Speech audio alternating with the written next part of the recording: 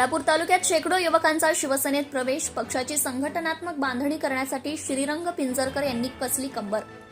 आगामी स्थानिक स्वराज्य संस्थांच्या निवडणुका लक्षात घेता पक्ष शिवसेनेची संघटनात्मक बांधणी जोर धरत आहे.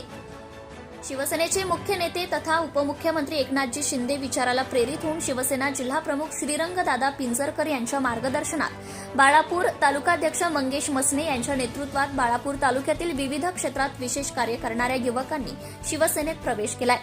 नेहरू पार्क स्थित शिवसेना जिल्हा कार्यालयात प्रवेश सोहळा संपन्न झाला.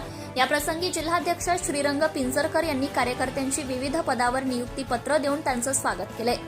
यावेळी जिल्हा सचिव सतीश गोपनारायण, तालुका प्रमुख मंगेश म्हैसने, जिल्हा संघटक रामदास हरणे, जिल्हा प्रसिद्ध प्रमुख शंकर जोगी, तालुका संघटक रमेश धुंकेकर, उपशहर प्रमुख स्वप्नील देशमुख, माजी सैनिक आघाडीचे जिल्हाध्यक्ष प्रकाश इंगळे, वाडेगाव शहर प्रमुख प्रशांत घाटोड, सचिन शेवालकर, विलास मानकर यांची प्रमुख उपस्थिती होती.